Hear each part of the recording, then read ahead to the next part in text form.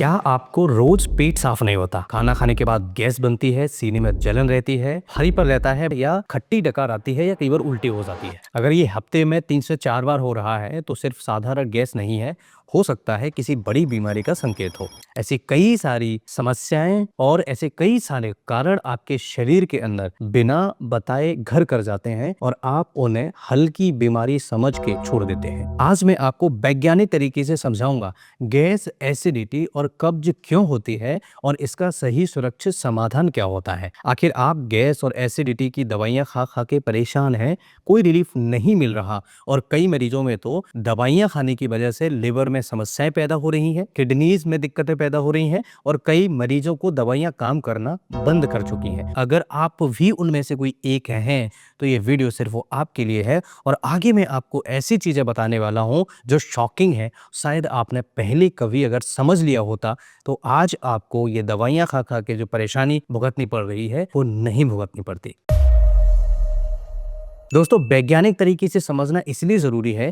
आखिर विज्ञान कहता क्या है, आपको जो गैस और एसिडिटी हो रहा है इसके पीछे कारण क्या है। सबसे पहले ये समझिए, हमारे पेट में एक हाइड्रोक्लोरिक एसिड जिसे हम HCl कहते हैं ये बनता है। ये खाना पचाने के लिए बहुत ज्यादा जरूरी होता है, लेकिन समस्या तब शुरू होती है जब वो एसिड ज्यादा बनने लगे। यानी जो हाइड्रोक्लोरिक एसिड है, HCl है, ये अगर ज्यादा बनने लगेगा तो दिक्कत पैदा हो जाती है। या खाना पेट में देर तक रुका रहे तब भी दिक्कत होती है। अमेरिकन कॉलेज ऑफ गैस्ट्रोएंटरोलॉजी के अनुसार GERD लगभग 15 से 20% एडल्ट्स में पाया जाता है। अब समझने वाली बात यह है कि आजकल हम जो बाहर का खान पान खा पी रहे हैं, आजकल हम एक्सरसाइज नहीं कर रहे हैं, लगातार गैस एसिडिटी को कम करने वाली दवाइयां खाते जा रहे हैं, तो क्या वास्तव में यही कारण तो नहीं है जिसकी वजह से आपकी बीमारी ठीक ही नहीं हो रही है? आखिर GERD 15 से 20% लोगों में क्यों होती है, गैस क्यों बनती है, इसे भी समझना बहुत जरूरी है।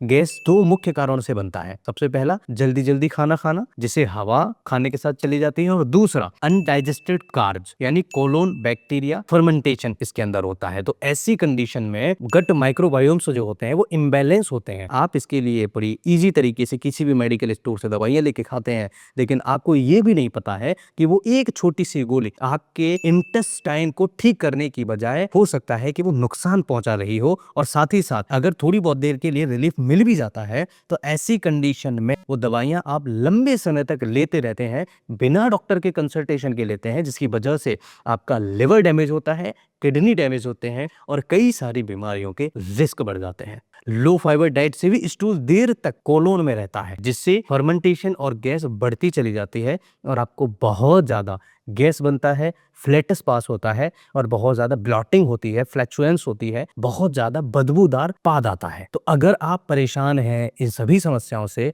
तो इसके पीछे एक और कारण हो सकता है कब्ज। कब्ज की वैज्ञानिक परिभाषा समझिए। कॉन्स्टिपेशन का मतलब सिर्फ 2 दिन स्टूल न आना नहीं होता। WHO क्राइटेरिया के अनुसार अगर हम बात करें तो सप्ताह में 3 से कम बॉवेल मूवमेंट्स अगर होता है या फिर हार्ड स्टूल आता है या इनकम्प्लीट इवैक्यूएशन होता है, क्रॉनिक कॉन्स्टिपेशन इसे माना जाता है। तो आप समझिए, अगर 3 दिन के अंदर अगर आपको स्टूल बहुत नॉर्मल पास आउट हो रहा है, अच्छे से पास आउट हो रहा है तो कोई दिक्कत नहीं, लेकिन अगर 3 दिन हो गए या 3 दिन से ज्यादा है, हार्ड स्टूल आ रहा है, प्रॉपर तरीके से पेट साफ नहीं हो रहा है और ये लंबे समय से चला रहा है, तो इसे क्रॉनिक कॉन्स्टिपेशन की कैटेगरी में रखा गया है। अर्बन लाइफ स्टाइल में फाइबर इंटेक रिकमेंडेड मात्रा से कम पाया गया है। अर्बन यानी कि हम जो शहरी लोग हैं, जो शहरी लोगों में अगर हम फाइबर की मात्रा देखें तो बहुत कम है, जबकि रूरल एरियाज में फाइबर बहुत अच्छी मात्रा में लिया जाता है, वो किसी न किसी फॉर्म में लिया जाता है जिससे उनका डाइजेशन अच्छा रहता है। और अर्बन एरियाज के लोगों में ज्यादातर देखा गया है डाइजेशन उनका वीक हो जाता है। अब एंटासिड की अगर हम बात करें तो एंटासिड की लिमिटेशन होना बहुत जरूरी है। देखिए, एंटासिड लिमिट में भी काम करता है, एंटासिड तुरंत राहत दे देता है, लेकिन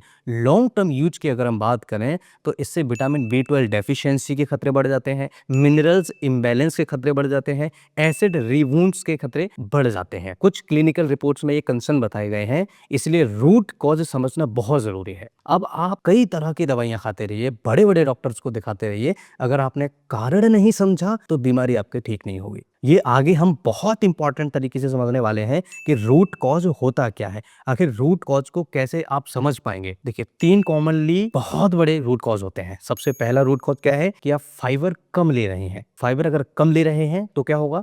स्टूल जो है कोलोन के अंदर पड़ा रहेगा।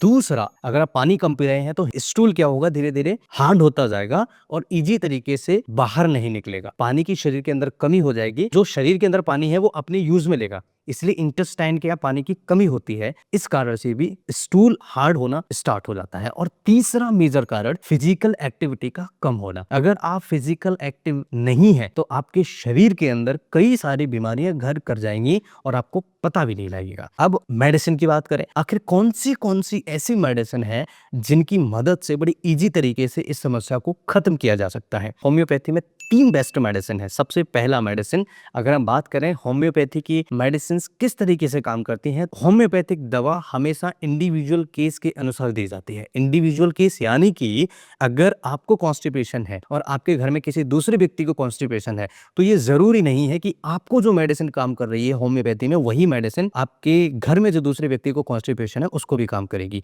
ऐसा बिल्कुल भी नहीं है। इसी को कहते हैं इंडिविजुअल, यानी कि उनकी दवाई अलग काम करेगी और आपकी दवाई अलग काम करेगी। तो आपके लिए जो दवाई होगी वो अलग है और उनके लिए जो दवाई होगी वो अलग है। इसे कहते हैं हम इंडिविजुअलाइजेशन। अब बात करें सबसे पहला मेडिसिन जो कॉमन यूज होता है कॉन्स्टिपेशन में, वो होता है nux vomica. Nux vomica suitable कब होता है? जब ऑफिस वाले लोग हों, उनको स्ट्रेस बहुत ज्यादा रहता हो, देर रात तक जागते हो, काम करते हो, मसालेदार खाना खाते हो, कब्ज के साथ बार बार उनको पेशाब जाने की इच्छा होती हो, मोशन जाने की इच्छा होती हो, लेकिन मोशन प्रॉपर तरीके से हो नहीं पाता है। तो सेडेंटरी लाइफ वालों के लिए तो नक्स वोमिका रामबाण का काम करती है। 30 पोटेंसी में 5 बूंद सुबह 5 बूंद शाम को मरीज को देने से आराम मिलता है और आप देखेंगे कि 7-8 दिन के अंदर कॉन्स्टिपेशन जैसी समस्याओं में आराम मिलना स्टार्ट हो जाता है। दूसरा मेडिसिन है कार्बोबीज। कार्बोवेजिटेलिस बहुत अच्छा मेडिसिन है। कार्बोबीज कब देते हैं मरीज को? जब ज्यादा गैस बनता हो, पेट फूलना स्टार्ट हो जाए, डकार आती हो और मरीज कहता है कि खट्टी डकार आने से मुझे राहत मिल जाती है या नॉर्मल भी डकार आ रही है तो मुझे आराम मिल जाता है। ऐसी कंडीशन में कार्बोबीज बहुत इफेक्टिव मेडिसिन है। साथ ही साथ वीक डाइजेशन हो, खाना पचता ही नहीं हो और इसके साथ ही साथ गैस ट्रैप फीलिंग महसूस होती हो, बहुत इफेक्टिव तरीके से कार्बोबीज काम करती है। 5 बूंद सुबह 5 बूंद शाम को मरीज को देने से आराम मिलता है। तीसरा मेडिसिन लाइकोपोडियम। शाम को गैस बहुत ज्यादा बनता हो, थोड़ा खाना खाने पर भी ब्लॉटिंग हो जाती हो, क्रॉनिक डाइजेस्टिव वीकनेस हो, यानी कि लंबे समय से मरीज को पेट से संबंधित समस्या चली आ रही थी, अब मरीज को लंबे समय से कॉन्स्टिपेशन है और आराम नहीं मिल रहा, दवाई खा खा के परेशान हो चुके हैं लेकिन कोई रिलीफ नहीं मिल रहा, ऐसी कंडीशन में लाइकोपोडियम बहुत अच्छा काम करती है और लॉन्ग स्टैंडिंग डाइजेस्टिव इश्यूज में तो बहुत अच्छी कंसिडर की जाती है। लाइकोपोडियम 30 पोटेंशियल 5 बूंद सुबह 5 बूंद शाम को मरीज को दिया जा सकता है। आधे कप गुनगुने पानी के साथ ले सकते हैं। बहुत अच्छे रिजल्ट्स मरीज को देखने को मिलेंगे। आप देखेंगे कि मरीज के कॉन्स्टिपेशन से रिलेटेड इश्यूज धीरे धीरे ठीक होना स्टार्ट हो रहे हैं। अब हम बात करते हैं नेचुरल तरीके के बारे में। ऐसे कौन से नेचुरल उपाय हैं जिनकी मदद से कॉन्स्टिपेशन को ठीक किया जा सकता है? कुछ रिसर्च सपोर्ट करती है, जैसे रात की फाइबर एक्टिवेशन रूटीन। सबसे पहले हमेशा ध्यान रखिए, रात को सोने से पहले 1 से 2 घंटे पहले 1 गिलास गुनगुना पानी पिए, 1 चम्मच ये सब घोल ले सकते हैं,